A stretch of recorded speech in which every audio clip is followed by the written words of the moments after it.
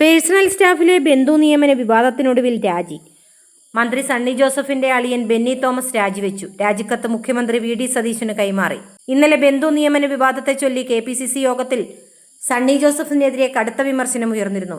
Personal staff നിയമനം കരുതലോടെ വേണമായിരുന്നുവെന്നും വിവാദത്തിന് ഇട നൽകരുതായിരുന്നുവെന്നുമാണ് വിമർശനമുയർന്നത്. എന്നാൽ വിമർശനത്തിന് പിന്നാലെയും ബന്ധു നിയമനത്തെ ന്യായീകരിച്ച് മന്ത്രി വീണ്ടും രംഗത്തെത്തിയിരുന്നു. മന്ത്രി സണ്ണി ജോസഫിന്റെ സഹോദരി ഭർത്താവും കോൺഗ്രസ് നേതാവുമായ ബെന്നി തോമസിനെ മന്ത്രിയുടെ അഡീഷണൽ പ്രൈവറ്റ് സെക്രട്ടറിയാക്കിയതാണ് വിവാദമായത്. ഇടതുകാലത്തെ ബന്ധു നിയമനത്തിനെതിരെ ആഞ്ഞടിച്ച UDF അധികാരത്തിലെത്തിയപ്പോൾ പറഞ്ഞതെല്ലാം മറന്നുവെന്നായിരുന്നു വിമർശനം. ബന്ധു നിയമന വിവാദത്തിൽ പ്രതികരണവുമായി വൈദ്യുത മന്ത്രി സണ്ണി ജോസഫ് രംഗത്തെത്തിയിരുന്നു. ബെന്നി തോമസിനെ പേഴ്സണൽ സ്റ്റാഫിൽ ഉൾപ്പെടുത്തിയത് സഹോദരിയുടെ ഭർത്താവ് എന്ന മാനദണ്ഡത്തിലല്ലെന്നും അദ്ദേഹം നല്ലൊരു പൊതുപ്രവർത്തകനാണെന്നും സണ്ണി ജോസഫ് പറഞ്ഞിരുന്നു. നിയമസഭാ തെരഞ്ഞെടുപ്പിൽ പേരാവൂരിൽ എന്റെ ചീഫ് ഏജന്റായി പ്രവർത്തിച്ചയാളാണ് ബെന്നി തോമസ്.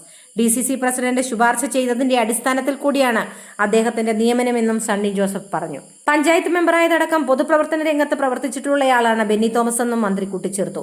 മാതൃകാ പൊതുപ്രവർത്തകനായ ബെന്നി തോമസിന്റെ നിയമനത്തിൽ നിയമപരമായ തടസ്സങ്ങളില്ലെന്നും സണ്ണി ജോസഫ് വ്യക്തമാക്കി.